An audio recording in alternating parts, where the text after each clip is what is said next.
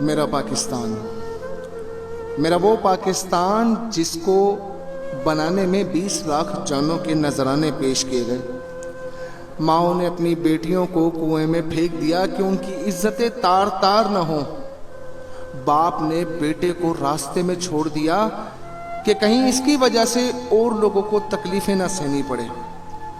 خون کے رشتے الگ ہو گئے، تب بنا یہ میرا پاکستان۔ لیکن اس پاکستان پہ مسلط وہ خبیث لوگ جو نہ پاکستان کی قدر کرتے ہیں اور نہ ہی پاکستان کا کبھی خیال رکھ سکے، بلکہ وہ پاکستان کو نوچتے رہے۔ میرے پاکستان میں نہ جانے آج ایسے کتنے واقعات ہیں جسے دیکھ کر انسان شرمسار ہو جائے۔ آج مسلمان ہر جگہ ذلیل و رسوا کیوں ہو رہا ہے اور کفار کامیاب کیوں ہیں؟ ہم پر عذاب نہیں آئے گا کیونکہ ہم نبی علیہ السلام کے امتی ہیں۔ اللہ نے اپنے محبوب سے وعدہ کیا عذاب نہیں آئے گا، لیکن یہ جتنی بھی پریشانیاں آج ہم فیس کر رہے ہیں یہ کس وجہ سے ہیں؟ یہ کفار تو فیس نہیں کر رہا، کفار تو دن بدن ترقی کر رہا ہے، وجہ صرف اور صرف ہمارے اعمال ہیں۔ افسوسناک واقعہ کہ بھاولپور پولیس ناکے پہ کھڑی تھی، ایک گاڑی کو روکنے کا اشارہ کیا گیا، گاڑی نہ رکنا پہ تعقب کر کے جب گاڑی روکی گئی تو گاڑی میں بھاولپور یونیورسٹی کا سیکیورٹی افسر اور طلبہ تھی۔ تلاشی لینے پہ سیکیورٹی افسر کے پاس سے آئس اور سیکس کی گولیاں برآمد ہوئیں۔ سیکیورٹی افسر اعجاز شاہ کے موبائل فون کی تلاشی لی گئی تو 5000 سے زائد طلبات کی ننگی تصویریں برآمد ہوئیں جن کو مختلف سیمسٹر میں پاس کرنے کے بدلے ان کا جسم مانگا گیا تھا۔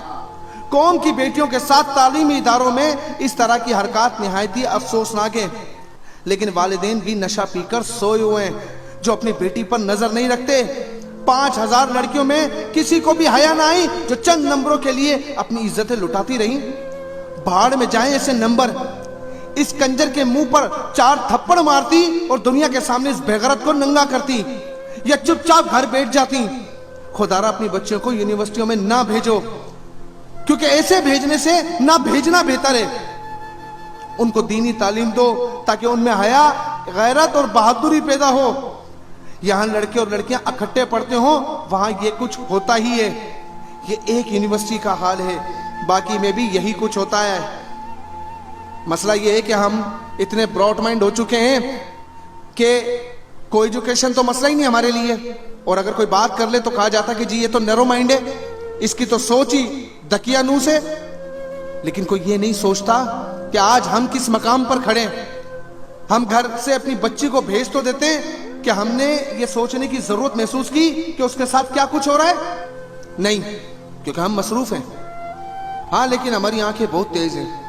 اگر کسی مدرسے کے اندر کوئی ایک کیس نکل جائے نا تو یہ کتی عورتیں جو باہر نکل کر میرا جسم میری مرضی جو اسلام کو آڑے ہاتھوں لیتی ہیں یہ بھونکنا شروع کر دیتی ہیں۔ آج کوئی نہیں بھونکے گا، آج کوئی نہیں اٹھے گا۔ کیوں؟ کیونکہ آج یونیورسٹی کا معاملہ ہے، آج ان کے عمدہ خیالات کا معاملہ ہے، وہ آزادیاں چاہتی ہیں۔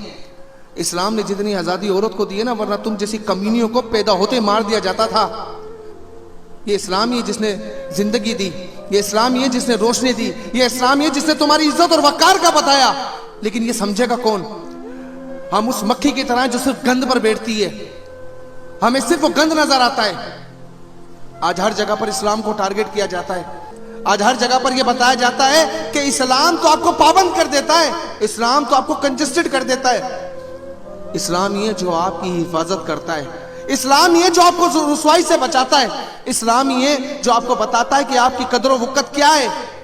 یہ سمجھنے کے لیے ہمیں اسلام کے قریب آنا پڑے گا۔ لیکن ان این جی اوز والی خبیث عورتوں نے سب پلان کر کے مسلمان کی بیٹی کو رسوا کر دیا ہے۔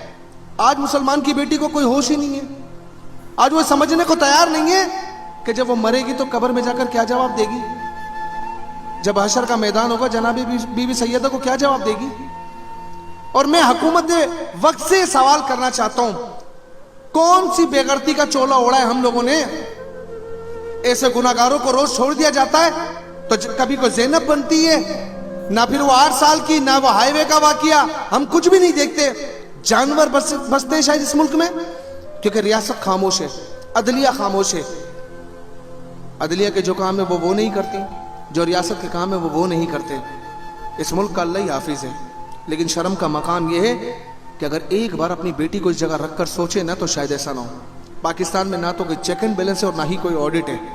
غریب کے اوپر جتنا مسلط کر سکتے ہو کرو، اسے قبر تک پہنچا دو، شاید تمہیں تب سمجھ آئے، شاید تمہیں تب بھی سمجھ نہیں آئے گا، قبر تک تو غریب پہنچ ہی چکا ہے نا۔ اور میرے بھی الفاظ ختم ہو چکے ہیں، کیونکہ یہ مری ہوئی قوم ہے، یہ سوئی ہوئی نہیں ہے، یہ مری ہوئی قوم ہے، کیونکہ ان کی بیٹی کے ساتھ ہوگا تو انہیں تکلیف ہوگی۔ مسلمان تو کافر کی بیٹی کو بھی جو ہے نا وہ پناہ دینے کے لیے کہتا ہے۔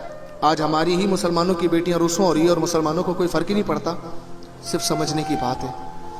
میرے پیغام کو ان ضمیر والے لوگوں تک پہنچا دو جنہیں شاید غیرت آ جائے اور اس حیوان کے ساتھ وہ چوراہے پہ سزا دینے کا شاید کوئی فیصلہ کر لے کہ ان یونیورسٹیوں میں جو کچھ ہو رہا ہے شاید ہی رک جائے۔